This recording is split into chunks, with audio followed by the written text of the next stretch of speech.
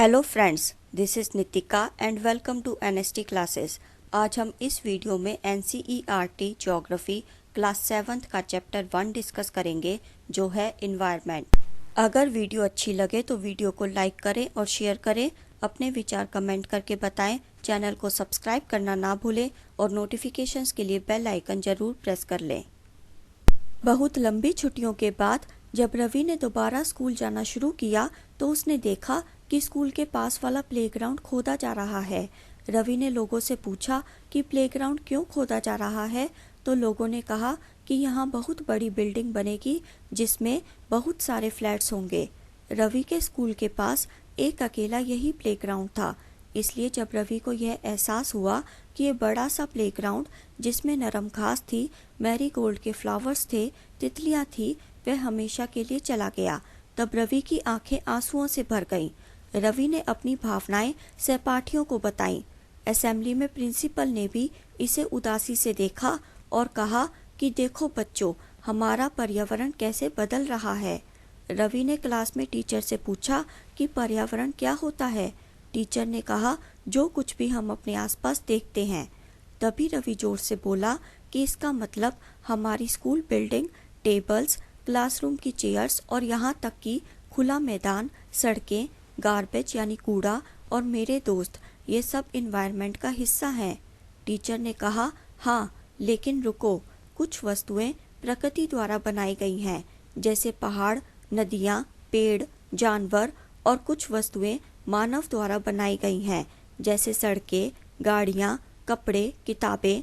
एक बच्चे ने टीचर से पूछा कि हमारा पर्यावरण क्यों बदल रहा है। टीचर ने कहा कि ये सब हमारी ज़रूरतों के कारण हो रहा है। हमारी ज़रूरतें दिन ब दिन बढ़ती जा रही हैं, इसलिए हम पर्यावरण को बदल रहे हैं और कभी कभी अपने प्राकृतिक पर्यावरण को नष्ट भी कर रहे हैं। What is environment? पर्यावरण हमारा बुनियादी जीवन समर्थन प्रणाली है। यह हमें सांस लेने के लिए हवा, पीने के लिए पानी, खाने के लिए खाना और रहने के लिए जमीन देता है। फ्रेंच वर्ड इन्वायरनर, इन्वायरनर का मतलब होता है नेबरहुड, यानी आस पड़ोस। वह स्थान, लोग, वस्तुएं और प्रकृति जो किसी भी जीव के चारों ओर होती हैं, वह इन्वायरमेंट कहलाती हैं। ये प्राकृतिक और मानव द्वारा बनाई गई घटनाओं का मिश्रण है, जबकि प्राकृतिक पर्यावरण पृथ्वी पर मौजूद जैविक और अजैविक दोनों स्थितियों को संदर्भित करता है, और ह्यूमन इन्वायरमेंट मानव के बीच गतिविधियों, निर्माण और बातचीत को प्रकट करता है। बायोटिक का मतलब होता है जीवित जीवों की दुनिया, जैसे पेड़, पौधे, जानवर आदि, और एबायोटिक का मतलब होता है निर्जीव तत्वों की दुनिया, जैसे जमीन आदि। ये देखिए, ये है कंपोनेंट्स ऑफ इन्वायरमेंट। इन्वायरमेंट के 3 कंपोनेंट हैं। फर्स्ट, नेचुरल, जो चीज़ें नेचर ने बनाई हैं, जैसे water, air, land, living things. Second, human made, यानी जो चीज़ें मानव ने बनाई हैं, जैसे buildings, parks, bridges, roads, monuments और इंडस्ट्रीज। थर्ड, ह्यूमन, ह्यूमन जो चीज़ें मानव ने अपने लिए बनाई हैं, जैसे इंडिविजुअल तो वह खुद हो गया, और family, community, religion, educational, economic and political situation, ये सब चीज़ें उसने अपने लिए बनाई हैं। How do human beings modify this natural environment? मानव इस प्राकृतिक पर्यावरण को कैसे संशोधित करते हैं? कार का धुआं हवा को दूषित करता है, पानी मटके में इकट्ठा किया जाता है, बर्तनों में खाना सर्व किया जाता है, और फैक्ट्री के निर्माण के लिए भूमि का उपयोग किया जाता है। मानव गाड़ियाँ, कारखाने, फैक्ट्रीज बनाते हैं और डिब्बे यानी कंटेनर्स बनाते हैं। इस तरह से मानव प्राकृतिक पर्यावरण को बदलते हैं। नेचुरल इन्वायरमेंट यानी प्राकृतिक पर्यावरण। भूमि, जल, वायु, पौधे और जीव जंतु प्राकृतिक पर्यावरण का निर्माण करते हैं। There are 4 domains of natural environment. प्राकृतिक पर्यावरण के 4 क्षेत्र हैं। First is lithosphere, second hydrosphere, third atmosphere and fourth is biosphere. Lithosphere, first, पृथ्वी के सबसे ऊपर की जो ठोस क्रस्ट या कठोर परत होती है उसे लिथोस्फेयर कहते हैं। सेकंड, यह लेयर पत्थर और खनिज पदार्थ से बनी हुई है और मिट्टी की पतली सी परत से ढकी हुई है। थर्ड, यह अनियमित सतह है जिसमें पहाड़, प्लेट्यूज यानी पठार, मैदान और घाटियां हैं। फोर्थ, लैंड फॉर्म्स महाद्वीप और समुद्र तल पर भी पाई जाती हैं। फिफ्थ, लिथोस्फीयर वे क्षेत्र है जो हमें जंगल, जानवरों को चरने के लिए घास स्थल, खेती करने के लिए भूमि और मानव बस्तियां प्रदान करता है। सिक्स्थ, यह खनिज संपदा का भी सोर्स है। हाइड्रोस्फीयर, फर्स्ट, जल के क्षेत्र को हाइड्रोस्फीयर यानी जल मंडल कहा जाता है। सेकंड, इसमें पानी के विभिन्न सोर्स और विभिन्न प्रकार के जल निकाय जैसे नदियाँ, झीलें, समुद्र, महासागर आदि शामिल हैं। थर्ड, हाइड्रोस्फीयर सभी जीवों के लिए जरूरी है। एटमॉस्फेयर, फर्स्ट, एटमॉस्फेयर हवा की पतली सी परत होती है जो पृथ्वी के चारों ओर होती है। सेकंड, पृथ्वी का गुरुत्वाकर्षण बल वायुमंडल को अपने चारों तरफ रोक कर रखता है। थर्ड, यह लेयर हमें सूर्य की हानिकारक और झुलसाने वाली गर्मी से बचाती है। फोर्थ, यह लेयर कई प्रकार की गैसेस, धूल और वाटर वेपर यानी जल वाष्प से बनी है। फिफ्थ, पर्यावरण में परिवर्तन से मौसम और जलवायु में परिवर्तन होता है। बायोस्फीयर, फर्स्ट, पौधे और जीव जंतु का साम्राज्य मिलकर बायोस्फीयर यानी जीव मंडल बनाते हैं। सेकंड, यह पृथ्वी का एक संकरा क्षेत्र है जहां भूमि, जल और वायु जीवन को सपोर्ट देने के लिए एक दूसरे के साथ परस्पर क्रिया यानी इंटरैक्ट करते हैं।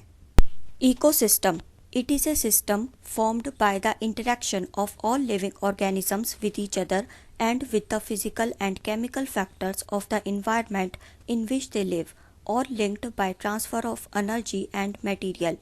सभी जीव जंतु एक दूसरे के साथ इंटरेक्शन करते हैं और जिस पर्यावरण में वे रहते हैं उस पर्यावरण के फिजिकल और केमिकल फैक्टर्स के साथ इंटरेक्शन करते हैं और एक सिस्टम का निर्माण करते हैं जिसे इकोसिस्टम कहा जाता है और अपनी एनर्जी और मटेरियल एक दूसरे के साथ ट्रांसफर यानी स्थानांतरित करते हैं।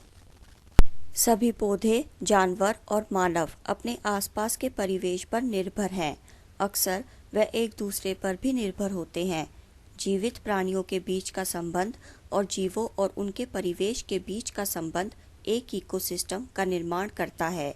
बड़े वर्षावन, घास के मैदान, रेगिस्तान, पहाड़, झील, नदी, समुद्र और यहाँ तक कि एक छोटे से तालाब का भी इकोसिस्टम हो सकता है। ए पॉन्ड इकोसिस्टम, यह देखिए, इस तालाब में हिरन और गाय घास खा रहे हैं, घास से एनर्जी ले रहे हैं। सब जीव जंतु तालाब से पानी पीते हैं। बत्तख तालाब में मछली खाकर एनर्जी ले रही है। पेड़ पौधे पर्यावरण को ऑक्सीजन दे रहे हैं और पक्षियों को रहने के लिए आश्रय दे रहे हैं। या हम कह सकते हैं कि सब एक दूसरे पर निर्भर हैं। जीव जंतु जो कार्बन डाइऑक्साइड छोड़ते हैं वह पेड़ पौधे अपना खाना बनाने में इस्तेमाल करते हैं। इस तरह पॉन्ड का एक इकोसिस्टम है। हर साल वर्ल्ड इन्वायरमेंट डे 5 जून को मनाया जाता है। बार्टर सिस्टम, यह एक ऐसा व्यापार है जिसमें पैसों की जगह गुड्स की अदला बदली होती थी, यानी सामान के बदले सामान लिया और दिया जाता था। उदाहरण के तौर पर अगर एक किसान के पास गेहूं है और उसे कपड़ा चाहिए और वीवर के पास कपड़ा है और उसे गेहूं चाहिए, तो वे आपस में गेहूं और कपड़े की अदला बदली कर लेंगे। ह्यूमन एनवायरनमेंट, मानव अपने पर्यावरण के साथ अंतःक्रिया करता है और अपनी ज़रूरतों के अनुसार उसमें बदलाव करता है। शुरुआती मानव ने अपने आप को प्राकृतिक परिवेश के अनुकूल बनाया। वह सादा जीवन जीते थे और समय के साथ साथ मानव की ज़रूरतें बढ़ने लगी और इन ज़रूरतों को पूरा करने के लिए उसने प्रकृति यानी नेचर का इस्तेमाल किया। मानव ने पर्यावरण को इस्तेमाल करने और बदलने के नए तरीके सीखे। उन्होंने फसल उगाना, जानवरों को पालतू बनाना और व्यवस्थित जीवन जीना सीखा। समय के साथ साथ व्हील यानी पहिए का आविष्कार हुआ, अधिक खाने का उत्पादन हुआ, बार्टर सिस्टम उभर कर आया, व्यापार शुरू हुआ और विकसित हुआ। इंडस्ट्रियल रेवोल्यूशन यानी औद्योगिक क्रांति ने बड़े पैमाने पर उत्पादन को सक्षम बनाया। ट्रांसपोर्टेशन यानी परिवहन तेज हो गया। इंफॉर्मेशन रेवोल्यूशन यानी सूचना क्रांति ने दुनिया भर में संचार को आसान और तेज कर दिया।